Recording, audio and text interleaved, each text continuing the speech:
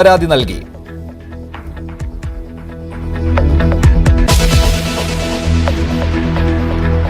ആത്മകഥാ വിവാദത്തിനിടെ EP. Jayarajan പാലക്കാട്ട് തെരഞ്ഞെടുപ്പ് പ്രചാരണത്തിനെത്തിയിരിക്കുകയാണ്. LDF സ്ഥാനാർത്ഥി ഡോക്ടർ പി സരിന് വോട്ട് തേടി വൈകിട്ട് സ്റ്റേഡിയം സ്റ്റാൻഡ് പരിസരത്ത് നടക്കുന്ന പൊതുയോഗത്തിൽ ഇ.പി. ജയരാജൻ സംസാരിക്കും. പാലക്കാട് LDFന്റെ ജയം ഉറപ്പെന്നാണ് കണ്ണൂരിൽ നിന്ന് പാലക്കാട്ടേക്ക് തിരിക്കും മുൻപ് ഇ.പി. ജയരാജൻ പ്രതികരിച്ചത്. ആരെന്ത് ശ്രമിച്ചാലും CPM-നെ തോൽപ്പിക്കാൻ കഴിയില്ല എന്നായിരുന്നു ആത്മകഥാ വിവാദത്തോടുള്ള ഇ.പി.യുടെ പ്രതികരണം. ആദ്യം കണ്ണൂരിൽ ഇ.പി. മാധ്യമങ്ങളോട് സംസാരിച്ചത് കേൾക്കാം. ആരെന്ത് ശ്രമിച്ചാൽ CPM-നെ തോൽപ്പിക്കാൻ കഴിയില്ല.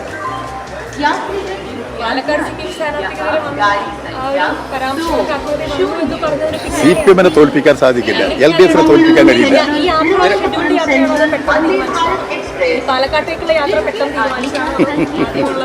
അതൊന്നും പ്രസക്തമായ ചോദ്യമല്ല.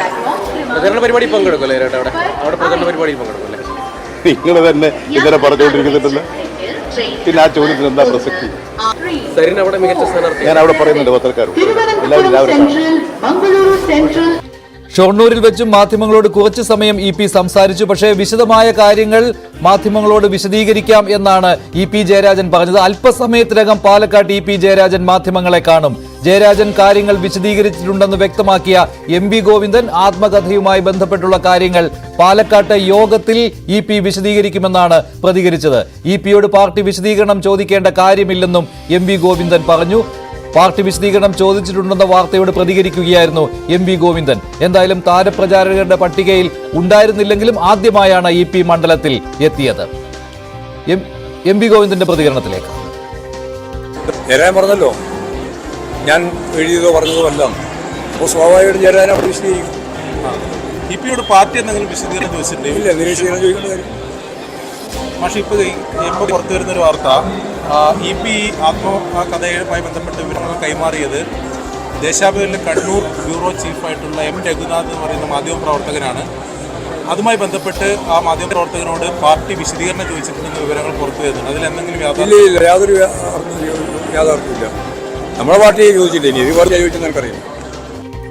അല്പസമയത്തിനകം പാലക്കാട് ഇ.പി. ജയരാജൻ മാധ്യമങ്ങളെ കാണും. വൈകിട്ട് പൊതുസമ്മേളനത്തിൽ ഇ.പി. ജയരാജൻ പങ്കെടുക്കും. അവിടെ വെച്ച് കാര്യങ്ങൾ വിശദീകരിക്കുമെന്നാണ് MP ഗോവിന്ദൻ പറഞ്ഞത്. എന്തായാലും ഇതുമായി ബന്ധപ്പെട്ട് ഇ.പി. ജയരാജനോട് പാർട്ടി വിശദീകരണം ചോദിച്ചിട്ടില്ല എന്ന് MP ഗോവിന്ദൻ പറയുന്നു. അതോടൊപ്പം തന്നെ ദേശാഭിമാനി ലേഖകനായ M. രഘുനാഥിനോടും വിശദീകരണം ചോദിച്ചിട്ടില്ല എന്നാണ് MP ഗോവിന്ദൻ വ്യക്തമാക്കിയിട്ടുള്ളത്.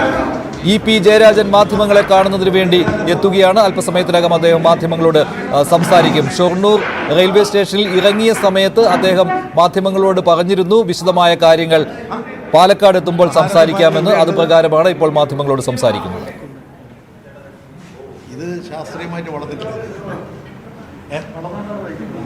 എൻഡ്രൈവിന്റെ കാലല്ലേ? ഓളിയം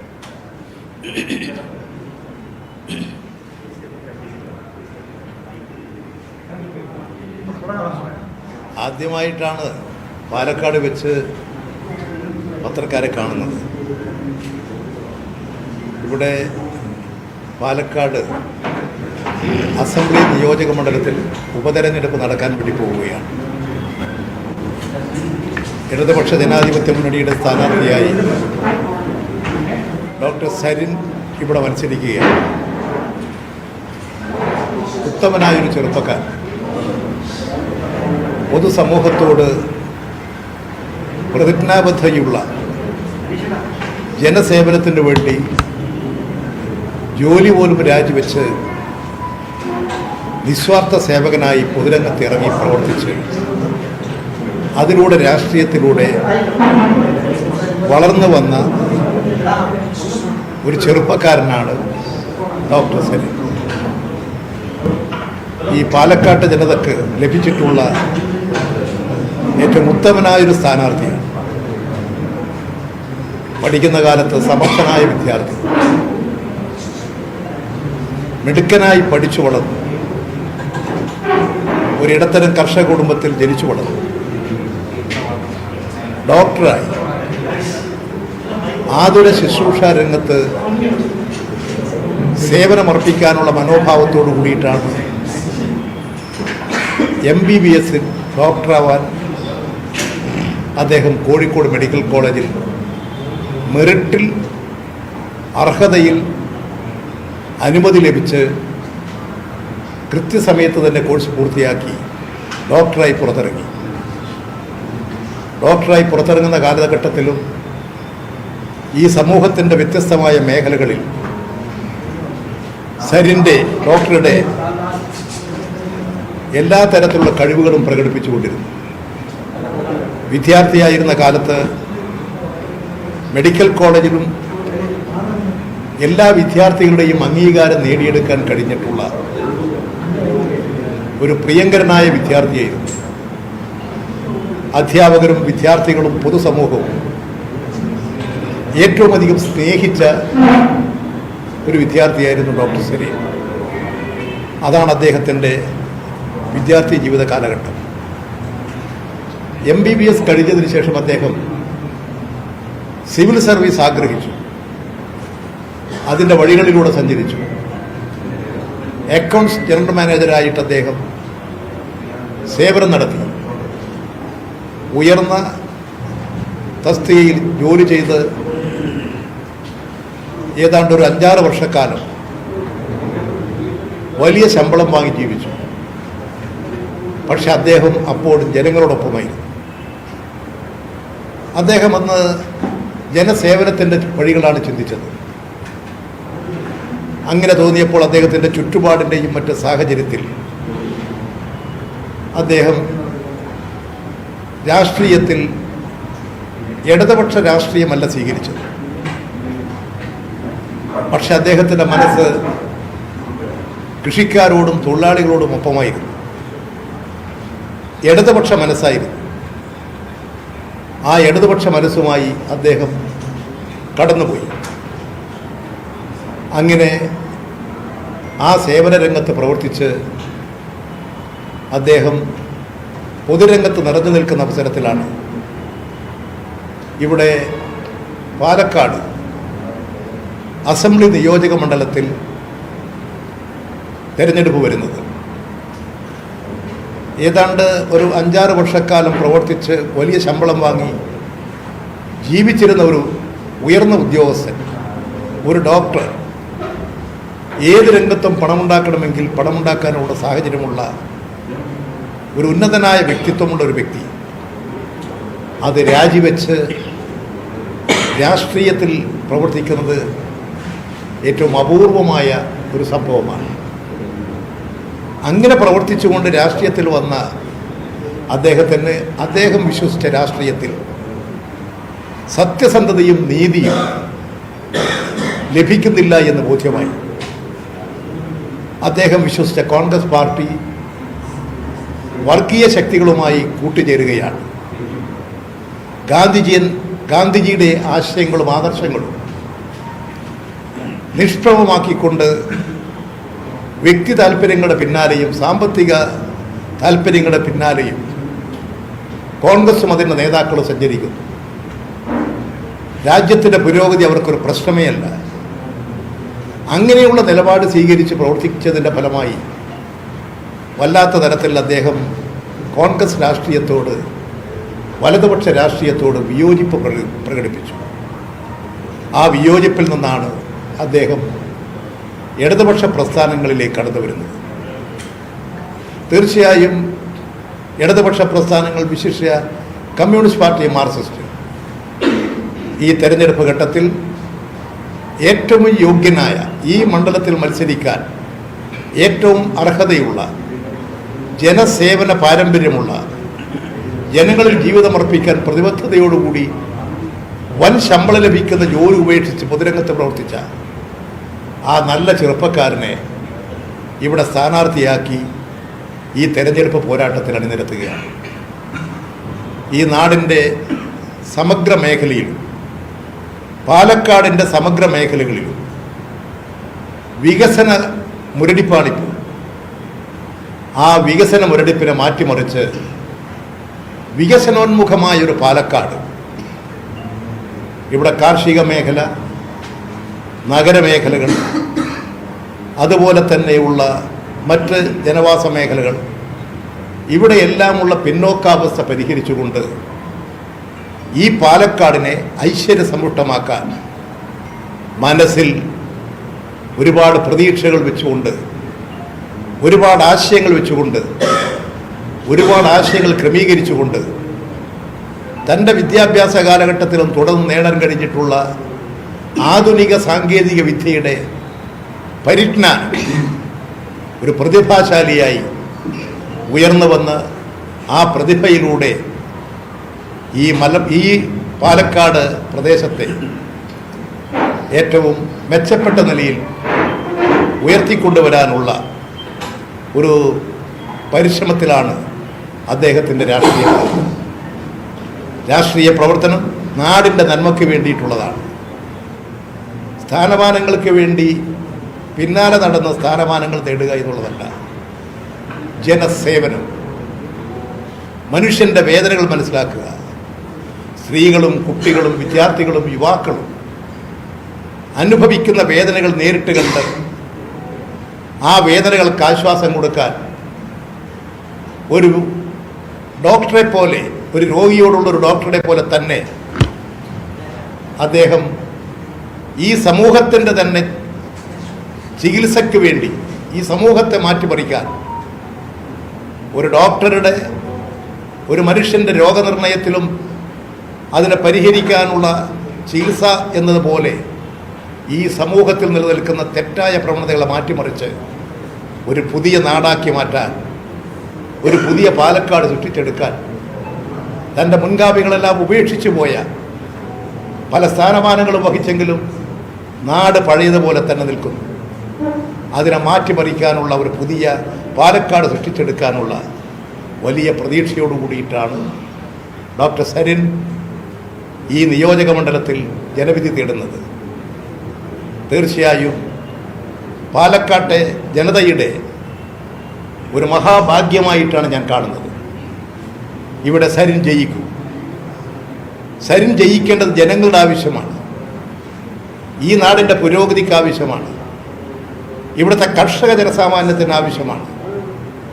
ഇവിടുത്തെ വിദ്യാർത്ഥികളും യുവാക്കളും സ്ത്രീകളുമെല്ലാം ആഗ്രഹിക്കുന്നത് സരിൻ ജയിക്കണം, ജയിച്ചു വരണമെന്നാണ്.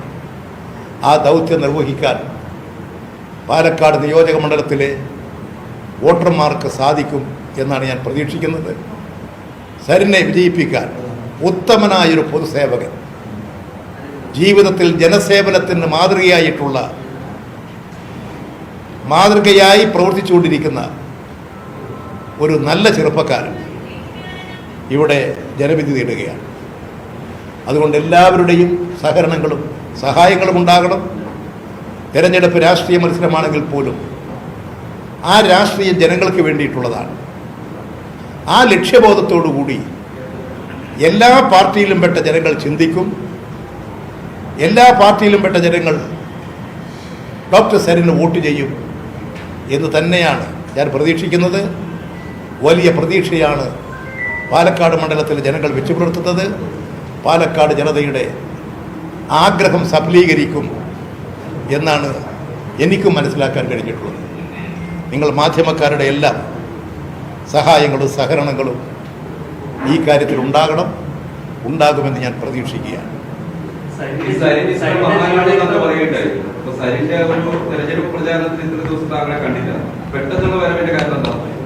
പെട്ടെന്നല്ല, എല്ലാം ഓരോരുത്തരും വരുന്നതും പോകുന്നതും ചിലപ്പോൾ പെട്ടെന്നായിരിക്കും.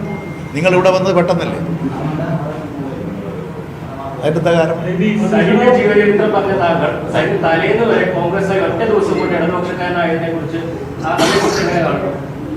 കോൺഗ്രസ്സുകാരനായിരുന്നു. അദ്ദേഹത്തിൻ്റെ മനസ്സ് ഒരു ഇടതുപക്ഷ മനസ്സായിരുന്നു. അങ്ങനെയാണ് പലരും ഇടതുപക്ഷത്തോടൊപ്പം വന്നിട്ടുള്ളത്. ആ ഇടതുപക്ഷ മനസ്സുമായി നടക്കുന്ന അദ്ദേഹം ആ ഇടതുപക്ഷ മനസ്സിന് ഒരു സ്ഥാനം കണ്ടെത്തിയത് ഇപ്പോൾ ഇടതുപക്ഷ ജനാധിപത്യ മുന്നണിയിലാണ്, CPM-ലാണ്. അതാണ് അദ്ദേഹത്തിൻ്റെ പ്രത്യേകത. ഒരു വൻതുക ശമ്പളം പറ്റി പ്രവൃത്തി ചെയ്തുകൊണ്ടിരിക്കുന്ന ഒരാൾ ആ ജോലി ഉപേക്ഷിച്ച് സാമൂഹ്യ സേവനത്തിന് ഇറങ്ങുകയല്ലേ? ആ മാഹാത്മ്യത്തെ എന്തുകൊണ്ട് കാണുന്നില്ല? നിങ്ങൾ ആ മാഹാത്മ്യത്തിന് പ്രാധാന്യം കൊടുക്കണം.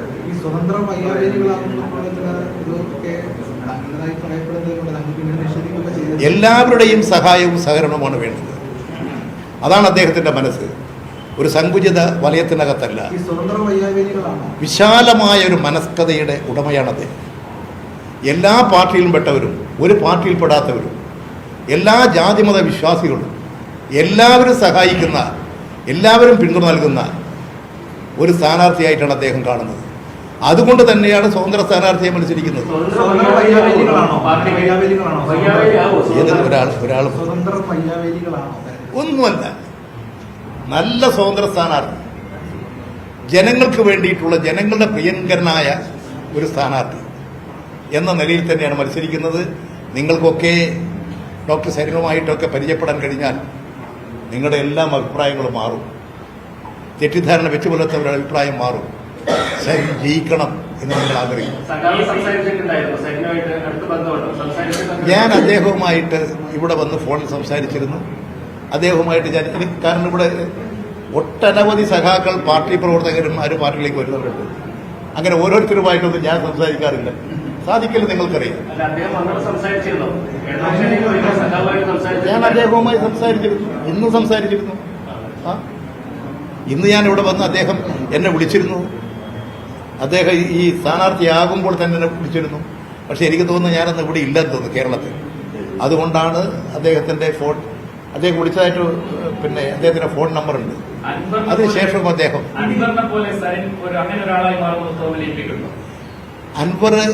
അൻവർ ഏതെങ്കിലും ഒരാൾക്ക് പകരം വേറൊരാളാകുമെന്ന് ഞാൻ കണക്കാക്കുന്നില്ല. എല്ലാ മനുഷ്യനും പ്രത്യേക വ്യക്തിത്വമുണ്ട്. ഇവിടെ നിങ്ങൾ ഇദ്ദേഹത്തിന്റെ സവിശേഷത ഉയർത്തിപ്പിടിക്കൂ. നിങ്ങൾ അദ്ദേഹത്തിന്റെ താരതമ്യപ്പെടുത്താൻ വേണ്ടിയിട്ട് ഓരോ വാക്കുകൾ ഉപയോഗിക്കുന്നത് ഗുണകരമാണോ? നിങ്ങളെന്തുകൊണ്ട് എന്നോടൊപ്പം എന്ന് ചോദിക്കാത്തത്, നിങ്ങളോടൊപ്പമാണോ ചോദിക്കാത്തത്? നിങ്ങളുടെ വ്യക്തിത്വം കുറഞ്ഞതുകൊണ്ടാണ്. ഓരോ മനുഷ്യനും അവരവരുടേതായിട്ടുള്ള പ്രത്യേകതകൾ.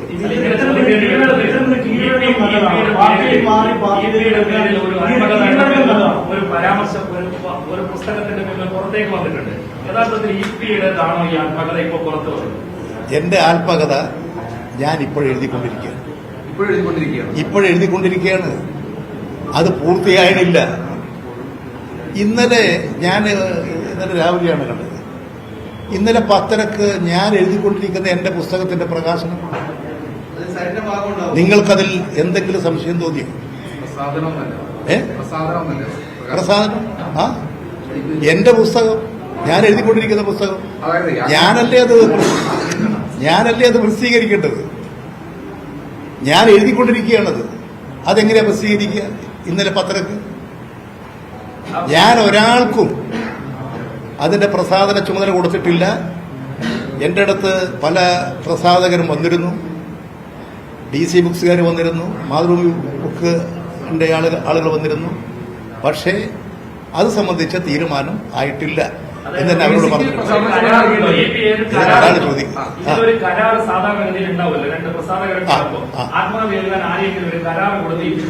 ഒരാളെ എന്റെ ആത്മകഥ എഴുതാൻ കരാർ കൊടുത്താൽ ആത്മകഥയാവും. നിങ്ങൾ ആദ്യം ധരിക്കേണ്ടത് ഞങ്ങളൊക്കെ ആത്മകഥ എഴുതുമ്പോൾ അവരവർ തന്നെ എഴുതുക.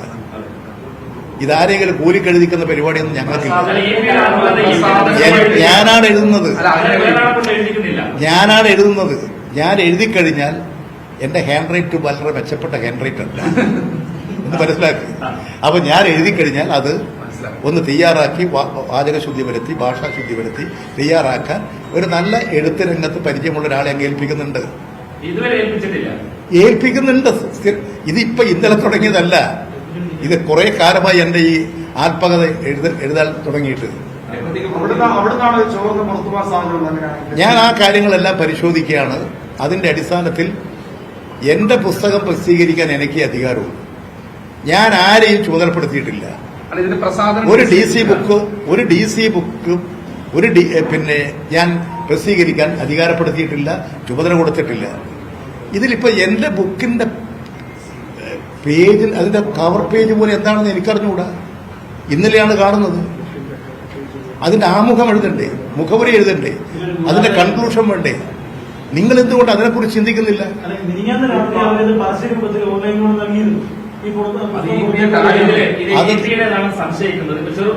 പഠനം മുതലുള്ള ചെറുപ്പത്തിന്റെ അനുഭവം, പാർട്ടിയിലെ അനുഭവം, വളരെ മൈന്യൂട്ടഡ് ആയിട്ടുള്ള കാര്യങ്ങളൊക്കെ ഇതിലുണ്ട്.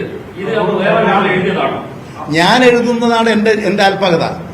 അത് ഞാൻ അധികം താമസിയാതെ തന്നെ ഇപ്പോൾ ഇന്നത്തെ ഈ സാഹചര്യത്തിൽ ഞാൻ എഴുതിയിട്ടുള്ള എന്റെ ആത്മകഥ ഞാൻ അടിയന്തരമായും അധികം താമസിയാതെ പ്രസിദ്ധീകരിക്കും. അപ്പോൾ നിങ്ങൾക്ക് എന്റെ ആത്മകഥ എന്താണെന്ന് മനസ്സിലാവും.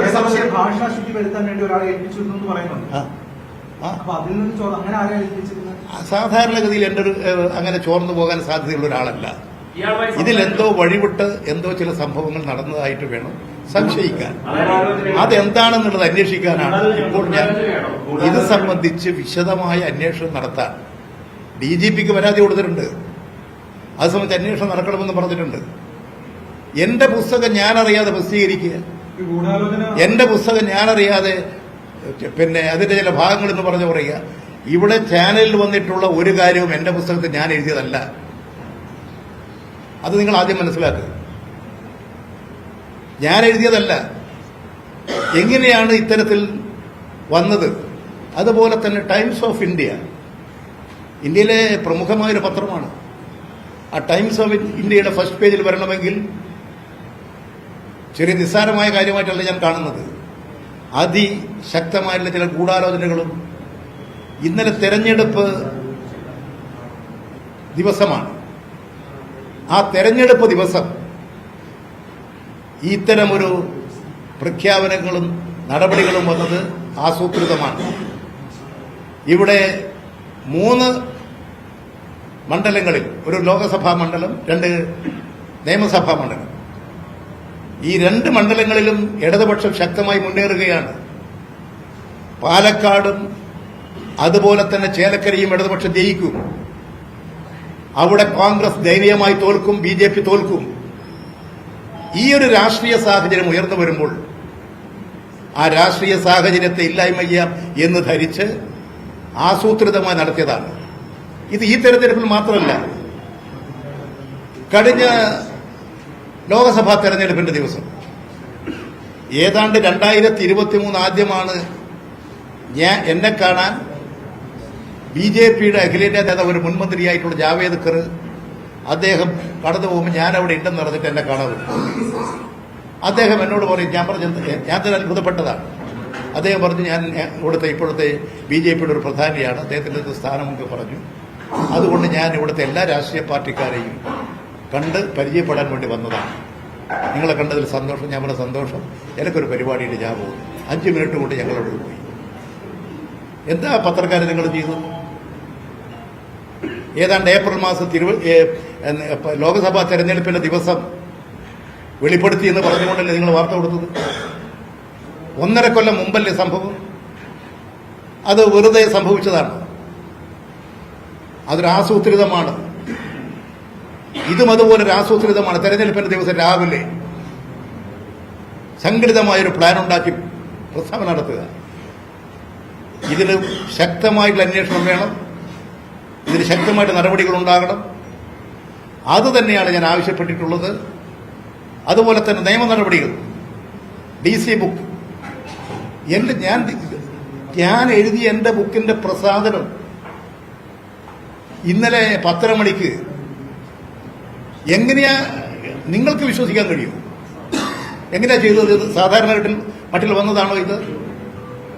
ഇതൊരു ആസൂത്രിതമായ പദ്ധതിയുടെ ഭാഗമാണ്.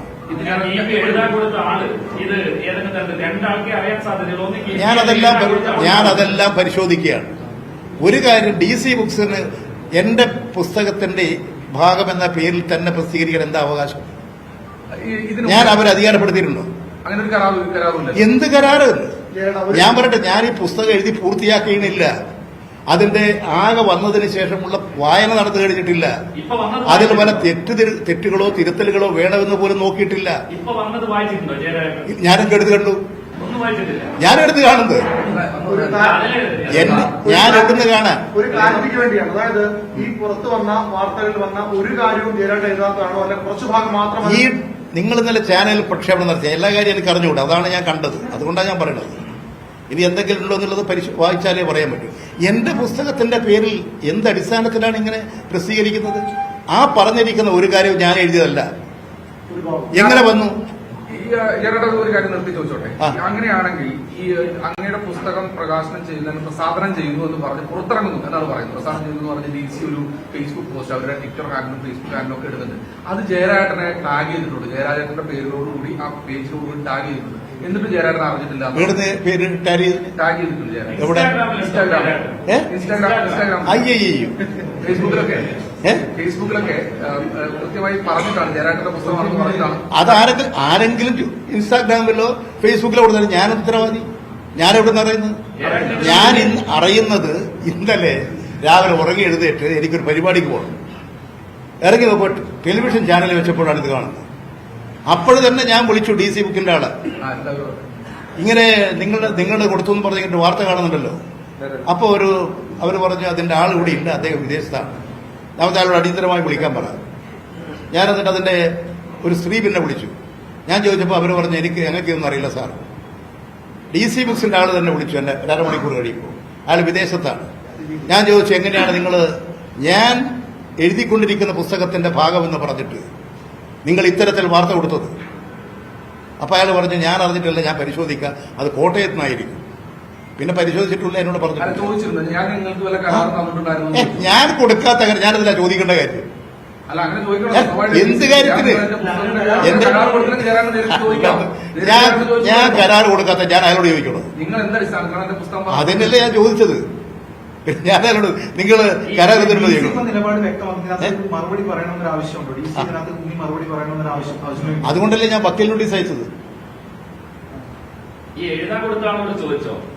എഴുതാൻ കൊടുത്ത ആളുകളോട് പരിശോധിക്കാൻ പറഞ്ഞിട്ടുണ്ട്. ഞാൻ ഇതെങ്ങനെയാണ് നിങ്ങളെ ഇങ്ങനെ ചോർത്തിട്ടുണ്ട്, ഏതെങ്കിലും ഭാഗം നോക്കിയിട്ടുണ്ട്, അവരോട് നോക്കാൻ പറഞ്ഞിട്ടുണ്ട്. അയാൾ സാധാരണഗതിയിൽ വിശ്വസിക്കാവുന്ന ആളാണ്, പത്രപ്രവർത്തകരാണ്. ഇന്നവർ അങ്ങനെ എന്തെങ്കിലും ഒരു തെറ്റ് ചെയ്തിട്ടുള്ള ഒരു കാര്യമില്ല. അത് അദ്ദേഹത്തോട് പരിശോധിക്കാൻ പറഞ്ഞിട്ടുണ്ട്. അദ്ദേഹത്തിന് ഞാൻ എഴുതി കൊടുത്ത് അദ്ദേഹം തയ്യാറാക്കിയിട്ടുള്ളതിൽ നിന്ന് ഇത് മോഷണം പോയിട്ടുണ്ടോ, ഇത് എങ്ങോട്ട് നഷ്ടപ്പെട്ടു പോയിട്ടുണ്ടോ, ഏതെങ്കിലും ആളുകൾ സൂത്രത്തിൽ കൈവശപ്പെടുത്തിയിട്ടുണ്ടോ എന്ന കാര്യം പരിശോധിക്കാൻ അദ്ദേഹത്തോട് പറഞ്ഞിട്ടുണ്ട്. അദ്ദേഹം ഇന്നലെ ഇല്ല, അദ്ദേഹം പുറത്തൊരു സ്ഥലത്ത് പോയതാണ്. 2 ദിവസം കഴിഞ്ഞാൽ അത് തിരിച്ചു വരും. അപ്പോഴേക്ക് അദ്ദേഹം വന്ന് ഇത് പരിശോധിക്കാമെന്ന് പറഞ്ഞിട്ടുണ്ട്.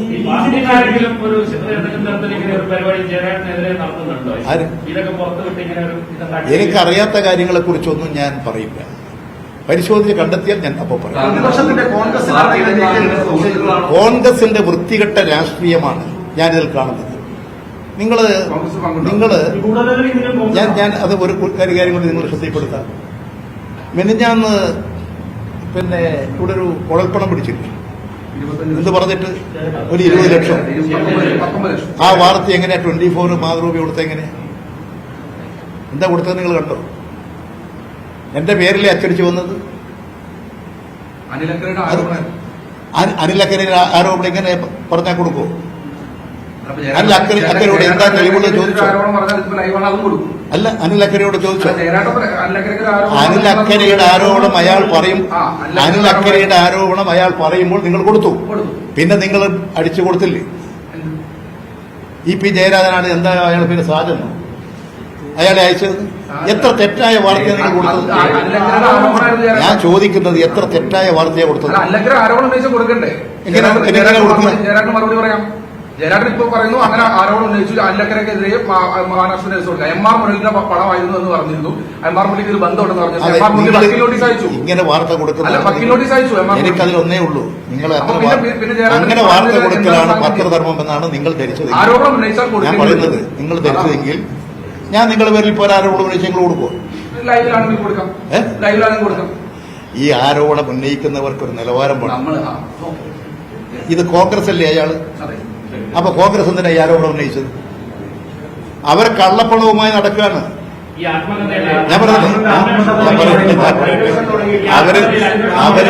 അവര് കള്ളപ്പണവുമായി നടക്കുകയാണ് വോട്ട് പിടിക്കാൻ, വോട്ട് വാങ്ങാൻ. ഒന്ന്. രണ്ടാമത്തെ കാര്യം, വ്യാജ ഐഡന്റിറ്റി കാർഡ്, തെരഞ്ഞെടുപ്പ് കമ്മീഷന്റെ സീലും ഒപ്പും വെച്ചുകൊണ്ടുള്ള ഐഡന്റിറ്റി കാർഡ് എത്രമാത്രം കള്ളവോട്ടാണ് ചേർത്തിരിക്കുന്നത്. നേരത്തെ തന്നെ കള്ളവോട്ട് മറ്റു മണ്ഡലത്തിൽ ഇപ്പോൾ വോട്ടിൽ തെരഞ്ഞെടുപ്പില്ലല്ലോ. അവിടെ നിന്ന് കോൺഗ്രസ് ഐക്കാർ 100 കണക്കിന് ആളുകളെ കൊണ്ടുവന്ന് കള്ളവോട്ട് ഇവിടെ ചേർത്തു. അങ്ങനെ കള്ളവോട്ട് ചേർത്തിട്ട് ഇവിടെ വോട്ട് ചെയ്യാൻ കഴിയുന്നതാണോ? ഒരു കള്ളവോട്ടുകാരന് ഇവിടെ വോട്ട് ചെയ്യാൻ കഴിയില്ല. ശക്തമായ നിലപാട് സ്വീകരിക്കും. ഇങ്ങനെ ഈ മണ്ഡലത്തിൽ ഇല്ലാത്ത കുറെ ആൾ മറ്റു മണ്ഡലത്തിൽ നിന്ന് കോൺഗ്രസ് ഐക്കാർ ഇവിടെ കൊണ്ടുവരിക, കള്ളവോട്ട് ചേർക്കുക, കള്ളപ്പണം ഒഴുക്കുക, ആ പണവും ബാഗും കൊണ്ട് നടക്കുക, സ്ഥാനാർത്ഥി തന്നെ പണം വിതരണത്തിന് നടക്കുക. എന്താണ് തെരഞ്ഞെടുപ്പിനെ അട്ടിമറിക്കല്ലേ ഇത്? ഈ സ്ഥാനാർത്ഥിയും സ്ഥാനാർത്ഥിയുടെ ഭാര്യയുടെ വോട്ട് ചേർത്തത് ഈ അടുത്താണ്. അപ്പം 6 മാസം പോലും ഇവിടെ താമസിക്കാതെയാണ് അദ്ദേഹം വോട്ട് ചേർത്തിരിക്കുന്നതാണ്. നിയമ നടപടി സ്വീകരിച്ചോളൂ. നിങ്ങൾക്ക് നിയമപരമായ നടപടി സ്വീകരിക്കും. ഇത്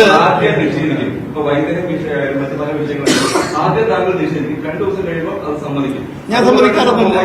നിഷേധിച്ചത് തന്നെ. അത് നിങ്ങൾ വ്യാഖ്യാനിച്ചുകൊണ്ട് അങ്ങനെ വരുത്തരുത്. ഞാൻ ഏത് കാര്യം അങ്ങനെ നിഷേധിച്ചെന്ന് പറഞ്ഞു?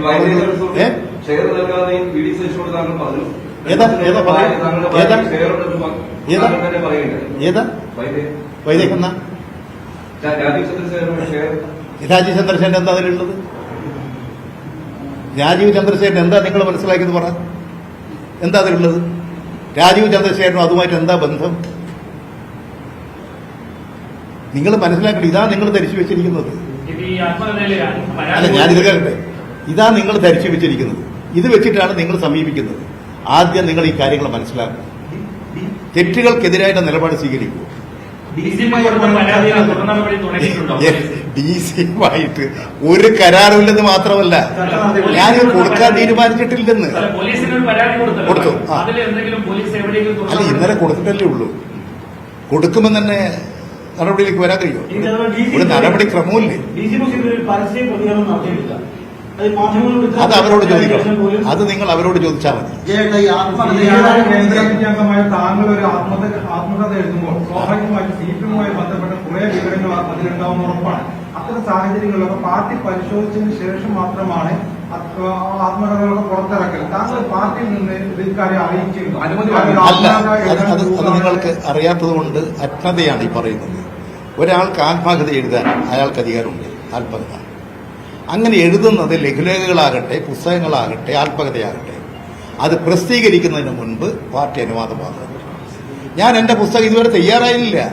തയ്യാറായി കഴിഞ്ഞ് ഞാനിത് പ്രസാദനം ചെയ്തതിന് മുമ്പ് ഇതിന്റെ കോപ്പി എന്റെ പാർട്ടിയെ കാണിച്ച് പാർട്ടി പരിശോധിച്ചിട്ട് ഇത് അനുവാദം തന്നാലേ എനിക്ക് പ്രസിദ്ധീകരിക്കാൻ പറ്റൂ. ഞങ്ങൾക്ക് വിദേശത്ത് പോകണമെങ്കിൽ പാർട്ടി അനുമതി വേണം, എന്നാലേ പോകാൻ പറ്റൂ. DC എന്ത് ചർച്ച നടത്താൻ അവരെന്നോട് വന്നിരിക്കുന്നു. അത് ഞങ്ങൾ പ്രസിദ്ധീകരിക്കട്ടെ. ഞാൻ എന്നോട് ചോദിച്ചു, ഫോണിൽ എന്നോട് ചോദിച്ചു. ഞാൻ പറഞ്ഞു, ഞാൻ പുസ്തകം എഴുതിക്കൊണ്ടിരിക്കുകയാണ്, മാതൃഭൂമിയും ആവശ്യപ്പെട്ടിട്ടുണ്ട്, നിങ്ങളുണ്ട്, എല്ലാം നോക്കിയിട്ട് തീരുമാനിക്കുക. ഇപ്പം നിശ്ചയിക്കുന്നില്ല. ഈ പ്രതിപക്ഷവും BJP പറയുന്നത് EP ജയരാജൻ CPM വിടാൻ തീരുമാനിച്ചിട്ടുണ്ട്. ഇവിടെ വന്നത് തന്നെ CPM ഭീഷണിപ്പെടുത്തിയതുകൊണ്ടാണ്. ഒരു കാരണവശാലും ഭയപ്പെടേണ്ട, സംരക്ഷിക്കാമെന്ന് സുരേന്ദ്രൻ പറയുന്നുണ്ട്. EP ജയരാജൻ സംരക്ഷിക്കും. ഞാനിത് പറയട്ടെ. ഇവിടെ പാലക്കാട് തന്നെ സുരേന്ദ്രന്റെ നേരെ നടക്കാൻ പറ്റുമോ? പാലക്കാട് അസംബ്ലി മണ്ഡലത്തിൽ ഗ്രൂപ്പ് തമ്മിൽ എപ്പ സുരേന്ദ്രൻ ഇവിടുന്ന് അടി കിട്ടുമെന്ന് പറയാൻ പറ്റുമോ? ആ സുരേന്ദ്രനാണ് ഇത് പറയുന്നത്. ഇവിടെ ഗ്രൂപ്പായിട്ട് അടിയും പിടിയും നടക്കല്ലേ? അവരുടെ ശാഖയിൽ ഇപ്പൊ അടി നടക്കല്ലേ? RSSന്റെ ശാഖയിൽ ഇതിന്റെ പേര് അടി നടക്കല്ലേ? സുരേന്ദ്രൻ ഇവിടെ സ്ഥാനാർത്ഥിയാകാൻ പുറപ്പെട്ടായില്ല. കൃഷ്ണകുമാറുമായിട്ട് അടി നടക്കല്ലേ? BJPക്കകത്ത് തന്നെയാണ് ഈ അടി നടന്നുകൊണ്ടിരിക്കുന്നത്. കോൺഗ്രസിനകത്ത് മുരളീധരനെ സ്ഥാനാർത്ഥിയാക്കുമെന്ന് പറഞ്ഞു. മുരളീധരനെ സ്ഥാനാർത്ഥിയാക്കിയില്ല. മുരളീധരൻ അസംതൃപ്തിയുമായി നടക്കുകയല്ലേ? ഇതാണ് കോൺഗ്രസിനകത്തും BJPക്കകത്തും ഉള്ളത്. ഇവർ രണ്ടും ഇവിടെ പരാജയപ്പെടും.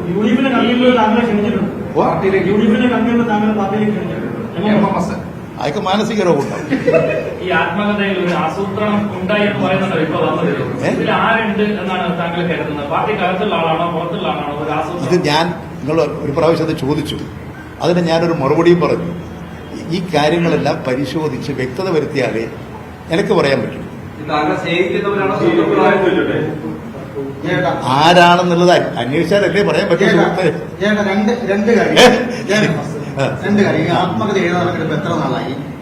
ഞാനത്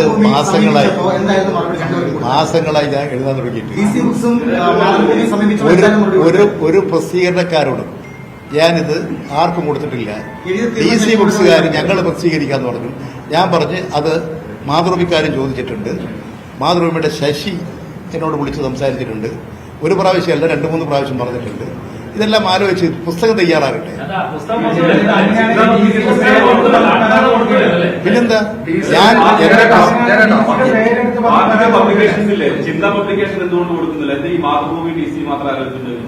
ഇവിടുത്തെ അത് എല്ലാ പുസ്തകങ്ങളും ഇങ്ങനെ തന്നെയാണോ കൊടുക്കേണ്ടത് എന്നാണോ നിങ്ങളുടെ അഭിപ്രായം? ചിന്തയിൽ തന്നെ കൊടുക്കണമെന്നാണോ? അല്ല, നിങ്ങളുടെ പുസ്തകങ്ങൾ ചിന്തയിൽ കൊടുക്കുമോ? ഇത് ഇവിടെ പ്രസിദ്ധീകരണശാലകൾ ഒരുപാടുണ്ട്. ആ പ്രസിദ്ധീകരണശാലകൾ അവര് സമീപിക്കാറാണ്. ചിന്ത എന്നോട് സമീപിച്ചാൽ ഞാൻ അന്നേരം ഇപ്പൊ ഞാനൊരു നിലപാട് സ്വീകരിച്ചിട്ടില്ല. ചിന്ത പബ്ലിക് ചിന്തയോട് എന്റെ പുസ്തകം പ്രസിദ്ധീകരിക്കണമെന്ന് ഞാൻ പറയില്ല. തെറ്റാണത്. എന്റെ പുസ്തകം പ്രസിദ്ധീകരിക്കണമെന്ന് അവരോട് ഞാൻ പറയില്ല, ഒരാളോടും പറയില്ല. ഞാൻ ഒരു പുസ്തകം തയ്യാറാക്കുന്നു, ആ പുസ്തകം പ്രസിദ്ധീകരിക്കാൻ ഞങ്ങൾക്ക് അവസരം തരണം എന്ന് മാതൃഭൂമി ചോദിക്കുന്നു, DC ബുക്സ് ചോദിക്കുന്നു. അത് ചിന്ത ചോദിച്ചാൽ ഞാൻ അന്നേരം അത് ആലോചിച്ചിട്ട് നിലപാട് പറയും. ഈ പ്രസിദ്ധീകരണം DC നടത്തുകയാണ്, അവരാണ് ആദ്യം അറിയിച്ചത്. പക്ഷേ ഈ പരാതി DGP കൊടുത്തതിൽ DCക്കെതിരെ ഒരു പരാമർശമില്ല. അത് എന്തുകൊണ്ടായിരിക്കും? DCക്കെതിരെ പരാമർശം ഇത് സംബന്ധിച്ച് അന്വേഷിക്കാനാണ് ഇപ്പൊ പറഞ്ഞിട്ടുള്ളത്. അതിൽ DC ഉൾപ്പെടുത്തണ്ടേ? അത് അന്വേഷണത്തിന്റെ ഭാഗമായി വരുമല്ലോ. ഇനി എന്റെ അടുത്തുനിന്ന് സ്റ്റേറ്റ്മെന്റ് എടുക്കുമ്പോൾ ഞാനത് പറയല്ലോ. അവരെന്റെ അടുത്ത് സ്റ്റേറ്റ്മെന്റ് എടുക്കും, ഞാൻ ഈ കാര്യങ്ങൾ തന്നെ പറയും. നിങ്ങൾക്കതാണ് ഇപ്പോഴും മനസ്സിലാകാത്തത്. ഞാൻ പ്രസാധകൻ എഴുതിക്കൊണ്ടിരിക്കുന്ന ഒരു പുസ്തകം ഞാൻ അറിയാതെ അതിലെ കുറെ കാര്യങ്ങൾ ചാനലിൽ വരുന്നു, ടൈംസ് ഓഫ് ഇന്ത്യയിൽ വരുന്നു. അതുപോലെ തന്നെ അതിന്റെ പ്രസാധനം എന്ന് പറഞ്ഞുകൊണ്ട് വരുന്നു. ഇത്രയും ഗുരുതരമായൊരു പ്രശ്നം കണ്ടിട്ട് പോലും നിങ്ങളിൽ എന്താ ഈ സംശയത്തിന്റെ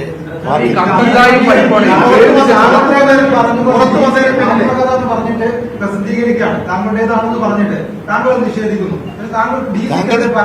എനിക്ക് മനസ്സിലായി, നിങ്ങൾ പറഞ്ഞു മനസ്സിലായില്ല. അതായത് താങ്കളുടെ ആത്മകഥയുടെ ഭാഗങ്ങൾ ആണെന്ന് പറഞ്ഞിട്ട് DC ഒരു FB കുറിപ്പിടുണ്ട്, ഉടൻ പ്രസിദ്ധീകരിക്കുമെന്ന് പറഞ്ഞിട്ട് അവർക്കെന്താ ഇതിന്റെ അധികാരം? പക്ഷേ താങ്കൾ നിഷേധിക്കുമ്പോൾ DCക്ക് ഞാൻ അങ്ങനെ കരാർ കൊടുത്തിട്ടില്ല, പ്രസിദ്ധീകരിക്കാൻ DC ഏൽപ്പിച്ചിട്ടില്ല എന്ന് താങ്കൾ പരസ്യമായി പറയുന്നു. DCക്കെതിരെ ഇപ്പൊ താങ്കളെയും പാർട്ടിയും വലിയ പ്രതിരോധത്തിലാക്കുന്ന രീതിയിൽ ഒരു ഫേസ്ബുക്ക് കുറിപ്പിട്ടിട്ട് പോലും DCക്കെതിരെ എന്തുകൊണ്ട് പരാതി കൊടുക്കാൻ തയ്യാറാവുന്നില്ല? ഇന്നലെ വക്കീൽ നോട്ടീസ് കൊടുത്തത് അവർക്കാ. നിങ്ങളിത് മനസ്സിലാക്കാത്ത വക്കീൽ നോട്ടീസ് അതിനുള്ള നിയമ നടപടി ഒന്ന്. രണ്ടാമത്തത് ക്രിമിനൽ പ്രൊസീജിയർ അനുസരിച്ചിട്ടുള്ള പോലീസ് നടപടി. ഇത് രണ്ടും ഞാൻ പ്രൊസീഡ് ചെയ്യണം. അതല്ലേ DGP കൊടുത്തത്. അതിനുശേഷവും ഈ പറയുന്ന DGPക്ക് കൊടുത്തത് ഇന്നലെയാണ്. ആരും ഒരാൾ DGPക്ക് നൽകിയ പരാതി ഒന്ന് പ്രേംദാസിന് വേണ്ടിയിട്ടാണ്. DGPക്ക് നൽകിയ പരാതിയിൽ DC ബുക്സിനെതിരെ അന്വേഷണം വേണമെന്ന് EP ജയരാജൻ. ഞാൻ അങ്ങനെയല്ല പറയേണ്ടത്. എന്റെ പുസ്തകം അനധികൃത DC ബുക്സ് എന്ന് പറഞ്ഞാൽ അവിടെ ഒരു വ്യക്തിയിൽ കേന്ദ്രീകരിച്ചിട്ടുണ്ട്. എന്റെ ആത്മകഥ സംബന്ധിച്ച് ഞാൻ എഴുതിക്കൊണ്ടിരിക്കുന്ന ഒരു പുസ്തകം, ആ പുസ്തകത്തിന്റെ കുറെ വശങ്ങൾ ഇങ്ങനെ വന്നിരിക്കുന്നു. ഞാനിത് ആർക്കും കൊടുത്തിട്ടില്ല. ഇത് ഉദ്ഘാടനം എന്ന് പറയുന്നു. ഈ കാര്യങ്ങളെ സംബന്ധിച്ച് അന്വേഷണം നടത്തി ഇതൊരു ക്രിമിനൽ കുറ്റമാണ്, അത് സംബന്ധിച്ച് അന്വേഷണ നടപടി സ്വീകരിക്കണമെന്നാണ് ഞാൻ DGP കൊടുത്ത പരാതി.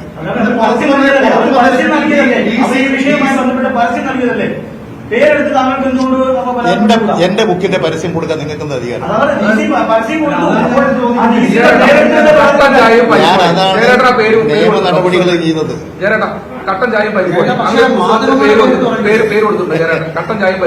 ഞാൻ ഈ പേര് കൊടുക്കുമോ? എന്നെ പരിഹസിക്കുന്ന ഒരു പേര് ഞാൻ കൊടുക്കും. നിങ്ങൾക്ക് ആ ബുദ്ധിയെങ്കിലും നിങ്ങൾ ഉപയോഗിക്കട്ടെ. അതാ നിങ്ങളുടെ ചോദ്യങ്ങൾക്ക് ഞാൻ പറയുന്നത്. പാരമ്പര്യമുള്ള ഒരു അത് ജയരാജൻ എത്ര സമയം വരെയും വന്ന് സോഷ്യൽ മീഡിയ അടക്കം നിയന്ത്രിക്കുന്ന പാർട്ടി സംവിധാനം ഉണ്ടായിട്ട് ജയരാജൻ അറിഞ്ഞില്ല എന്ന് പറയുമ്പോഴാണ് ഞാൻ പറഞ്ഞു വരുന്നത്. ആത്മഹത്യയിൽ തന്നെ കേന്ദ്രീകരിച്ചില്ല. മാധ്യമങ്ങളുടെ പേരൊക്കെ താങ്കൾ എടുത്തു പറഞ്ഞില്ല.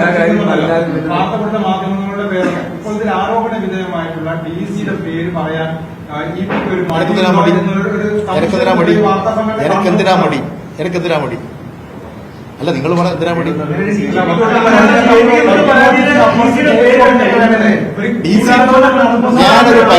ഞാനൊരു പരാതി കൊടുക്കുന്നത് വസ്തുതാപരമായി എൻ്റെ അറിവുകൾ വെച്ചുകൊണ്ട് കൊടുക്കുകയാണ്.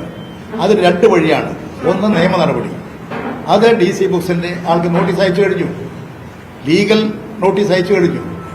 മറ്റേത് ക്രിമിനൽ പ്രൊസീജിയർ അനുസരിച്ച് ഞാനറിയാതെ ഞാൻ എഴുതിക്കൊണ്ടിരിക്കുന്ന പുസ്തകം, ആ പുസ്തകം പ്രസിദ്ധീകരിക്കണമെങ്കിൽ ഒരുപാട് പ്രോസസ്സുണ്ട്. അതെല്ലാം കഴിഞ്ഞിട്ടേ പ്രസിദ്ധീകരിക്കാൻ പറ്റൂ. അത് ക്രിമിനൽ നടപടിക്രമം ഗുരുതരമായ കുറ്റമാണ്. അത് അന്വേഷിക്കണം എന്നാവശ്യപ്പെട്ടുകൊണ്ട് DGP കൊടുക്കുന്നു. ഇതാണ് ചെയ്യേണ്ടത്.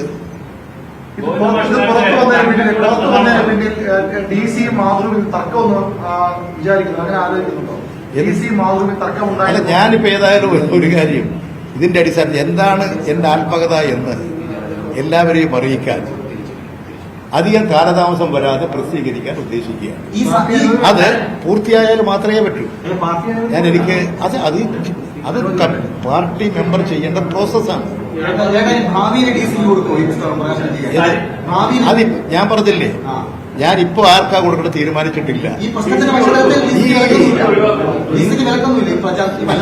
അതല്ല നിങ്ങൾ തീരുമാനിച്ചു, അതിനൊന്നും മറുപടി അറിയും. അപ്പോ നിങ്ങളിപ്പോ ചെയ്യേണ്ട ഒരു കാര്യം, ഉത്തമനായ ഒരു സ്ഥാനാർത്ഥിയോട് മത്സരിക്കുക.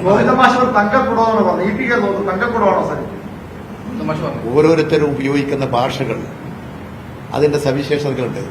ഞാനിപ്പോ ഊതിക്കാച്ചിയ പൊന്നുപോലെയാണ് സരിൻ എന്ന് ഞാൻ പറയുന്നു. അല്ല, ഞാൻ പറയും പല പദങ്ങളും ഉപയോഗിക്കും.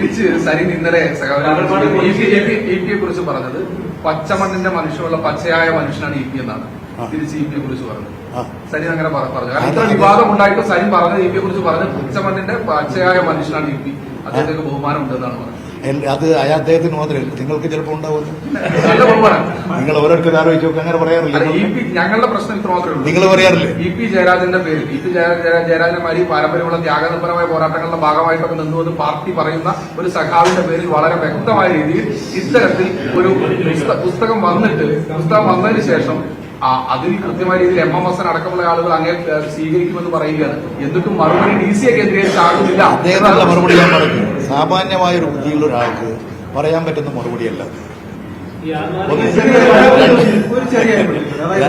അതായത് ഇപ്പൊ പുസ്തകം ഒരാൾക്ക് ഏൽപ്പിച്ചു എന്ന് പറഞ്ഞു, ഭാഷാശുദ്ധി വരുത്താൻ, അതിനുശേഷം അത് ചോർന്നു പോയിട്ടുണ്ടോ, അത് മോഷണം പോയിട്ടുണ്ടോ, അത് കൈമോശം പരിശോധിക്കാൻ പറഞ്ഞു. ഇങ്ങനെ എഴുതിയിട്ടില്ലെങ്കിൽ അതിനെ കുറിച്ച് നിങ്ങൾ ഞാനത് പറഞ്ഞു കഴിഞ്ഞില്ലേ? അത് 3 പ്രാവശ്യമായിട്ടായി നിങ്ങൾ എന്നെ ചോദിച്ചോണ്ടിരിക്കും.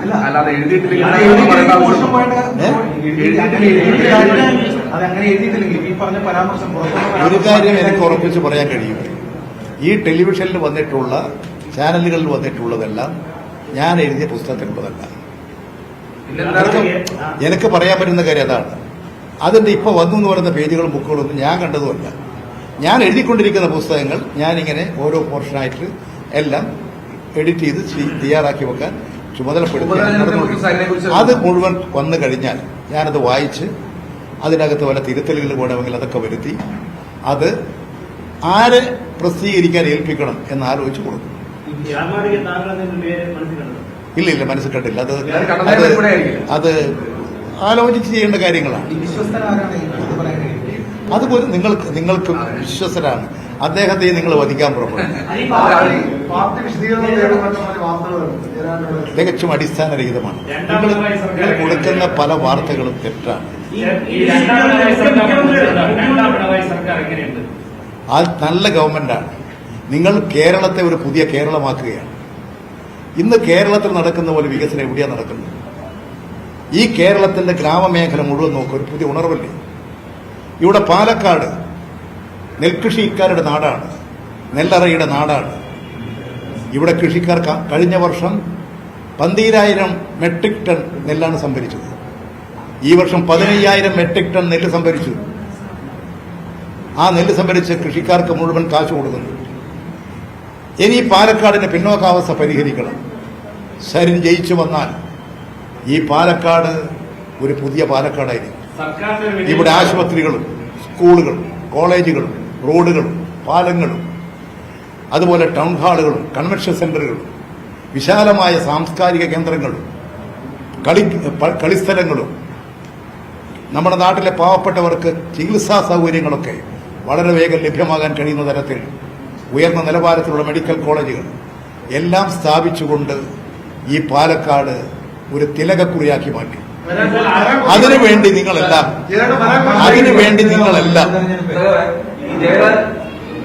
സരിനെ വോട്ട് ചെയ്ത് വിജയിപ്പിക്കാനുള്ള നടപടികൾ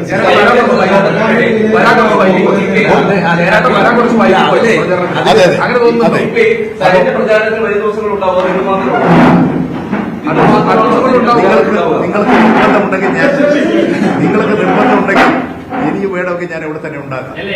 ഇനി ഇലക്ഷന് ശേഷം വേണമെങ്കിലും ഉണ്ടാകാം. പോരെ? ജയരാജേട്ടനെ പോലെ കേന്ദ്ര കമ്മിറ്റി മെമ്പർമാരെല്ലാവരും ഇവിടെ വന്നിട്ടുമില്ല. അത് നിങ്ങൾ മനസ്സിലാക്കണം. എല്ലാവരും വന്നിട്ടില്ല. ജയരാജേട്ടൻ അപ്പൊ ശരി, എല്ലാവരും വിവാദം കഴിഞ്ഞോ? എന്ത് വിവാദം? നിങ്ങൾ ഉണ്ടാക്കുന്നതല്ലാതെ. ശരി. ഇന്നലെ പറഞ്ഞ അതേ നിലപാടിൽ ഇ പി ജയരാജൻ ഉറച്ചു നിൽക്കുകയാണ്. ആർക്കും തന്റെ പുസ്തകം പ്രസിദ്ധീകരിക്കുന്നതിന് വേണ്ടിയുള്ള അവകാശം കൊടുത്തിട്ടില്ല. ആത്മകഥയുടെ പണിപ്പുരയിലാണ് ഇപ്പോഴും. വൈകാതെ തന്നെ എഴുതി പൂർത്തിയാക്കി പ്രസിദ്ധീകരിക്കും എന്നാണ് ഇ പി ജയരാജൻ പറയുന്നത്. കട്ടൻ ചായയും പരിപ്പുവടയും പരിഹസിക്കാൻ വേണ്ടി ഇട്ട ടൈറ്റിലാണ്. അതിൽ തനിക്ക് ഒരു പങ്കുമില്ല, ഇക്കാര്യം താൻ അറിഞ്ഞിട്ടുമില്ല എന്ന് ഇ പി ജയരാജൻ. എല്ലാ കാര്യങ്ങളും ഇന്നലെ പറഞ്ഞതുപോലെ തന്നെ ഇന്നും അദ്ദേഹം നിഷേധിക്കുകയാണ്. ആത്മകഥാ വിവാദത്തിൽ വീണ്ടും മറുപടി പറയുകയായിരുന്നു ഇ പി ജയരാജൻ. പാർട്ടിയുടെ നിർദ്ദേശപ്രകാരം അദ്ദേഹം പാലക്കാട് പ്രചരണത്തിലെത്തിയപ്പോഴാണ് ഈ ഒരു വിശദീകരണങ്ങൾ മാധ്യമങ്ങൾക്ക് മുന്നിൽ നൽകിയത്. അതോടൊപ്പം തന്നെ പി സരിനെ വാനോളം പുകഴ്ത്തുകയായിരുന്നു ഇ പി ജയരാജൻ ചെയ്തത്. ആത്മകഥ എന്ന രീതിയിൽ പുറത്തു വന്ന ഭാഗങ്ങളിൽ പി സരിൻ വയ്യാവേലി എന്നുള്ള കാര്യവും അതേപോലെ തന്നെ അവസരവാദി എന്ന പരാമർശവും ഉണ്ടായിരുന്നു. അതുകൊണ്ട് തന്നെയാണ് ഇ പി ജയരാജൻ തുടക്കത്തിൽ തന്നെ ആ തിരുത്തൽ വരുത്തിയത്. പുകഴ്ത്തുകയായിരുന്നു പി സരിനെ. ഉത്തമൻ എന്ന വാക്കാണ് പി സരിന് വേണ്ടി അദ്ദേഹം പ്രയോഗിച്ചത്. ഇന്ന് വൈകിട്ട് 5 മണിക്ക് സ്റ്റേഡിയം കോർണറിൽ അദ്ദേഹം പൊതുയോഗത്തിൽ പങ്കെടുക്കുകയും ചെയ്യുന്നുണ്ട്. അങ്ങനെ പാലക്കാട്ടെ പ്രചരണത്തിന് ഇ പിക്ക് വരേണ്ടി വന്നിരിക്കുകയാണ്. ഇന്ന് പാർട്ടിയുടെ നിർദ്ദേശപ്രകാരമാണ് അദ്ദേഹം പാലക്കാട് പ്രചാരണത്തിനായി വന്നത്. നാളെ നിർണായകമായ CPM സംസ്ഥാന സെക്രട്ടേറിയറ്റ് യോഗം ചേരുന്നുണ്ട്. അതിലും ഇ പി പങ്കെടുക്കും എന്നാണ് ഇപ്പോഴത്തെ വിവരം. LDF കൺവീനർ സ്ഥാനത്ത് നിന്ന് മാറ്റിയതിനു ശേഷം അദ്ദേഹം സെക്രട്ടേറിയറ്റ് യോഗത്തിൽ പങ്കെടുത്തിരുന്നില്ല. പക്ഷേ നാളെ പങ്കെടുക്കുവാനുള്ള സാധ്യതയും ഉണ്ട്. പാലക്കാട് മാധ്യമങ്ങളെ കാണുകയായിരുന്നു ഇ പി ജയരാജൻ.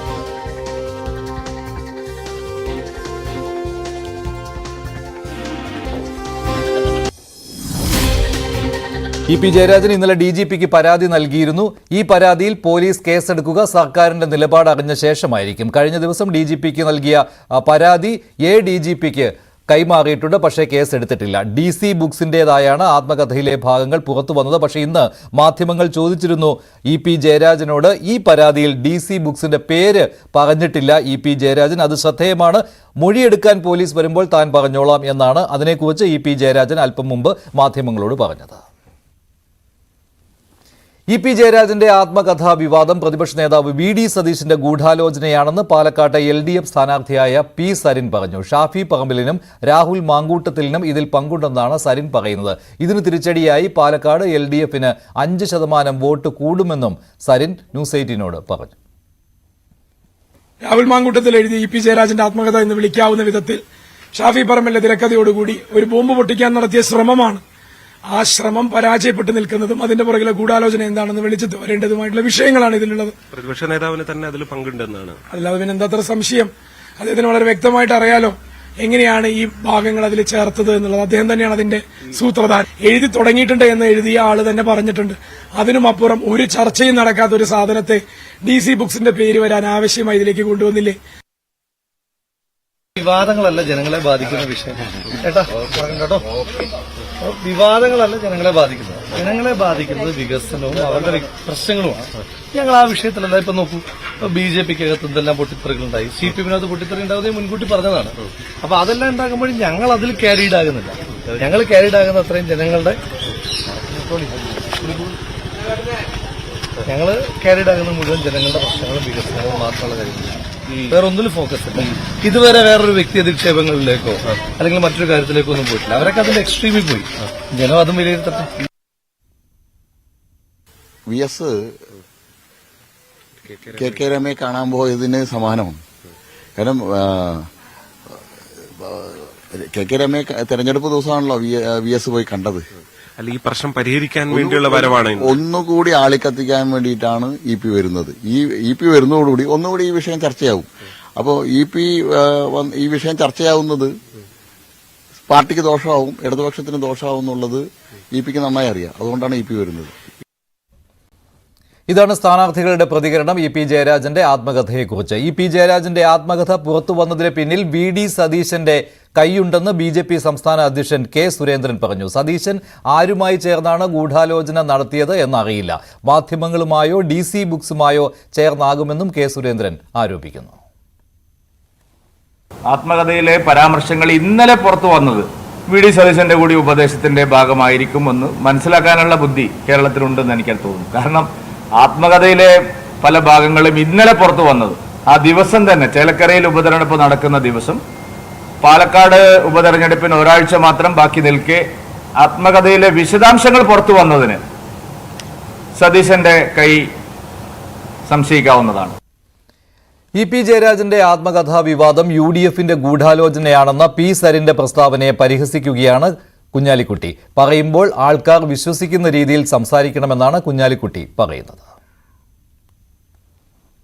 അപ്പൊ അതിപ്പോ അദ്ദേഹത്തിന്റെ ആത്മകഥയെ കുറിച്ച് വേറെ ആരും ഗൂഢാലോചന നടത്താനുണ്ട്?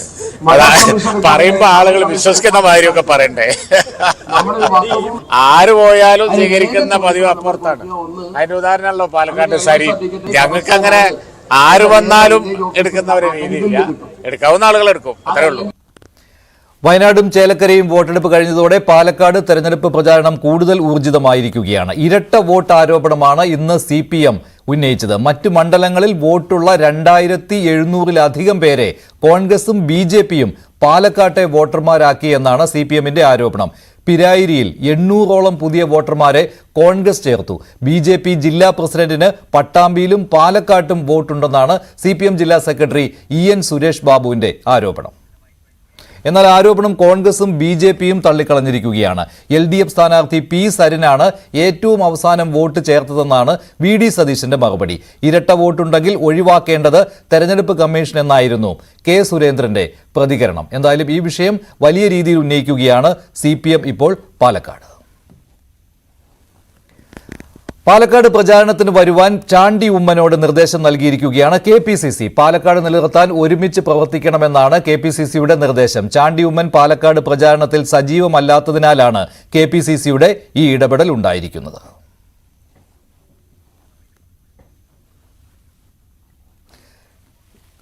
സ്വർണം വെള്ളി നിരക്കുകൾ കൂടി നോക്കാം. കവിത ഗോൾഡ് ആൻഡ് ഡയമണ്ട്സ് ഇന്നത്തെ സ്വർണം വെള്ളി നിരക്കുകൾ നിങ്ങൾക്കായി സമർപ്പിക്കുന്നത് Kavita Gold and Diamonds. Choose your special. സ്വർണം 22 ക്യാരറ്റ് ഗ്രാമിന് 6900, പവന് 55,200. 18 ക്യാരറ്റ് ഗ്രാമിന് 5720, പവന് 45,760. വെള്ളി ഗ്രാമിന് 96, കിലോയ്ക്ക് 96,000 രൂപ. കവിത ഗോൾഡ് ആൻഡ് ഡയമണ്ട്സ് ഇന്നത്തെ സ്വർണം വെള്ളി നിരക്കുകൾ നിങ്ങൾക്കായി സമർപ്പിക്കുന്നത് Kavita Gold and Diamonds. Choose your special. ഇടവേളയ്ക്ക് ശേഷം സ്പോട്ട് ലൈവ് ടോം കുര്യാക്കോസ് ചേരും.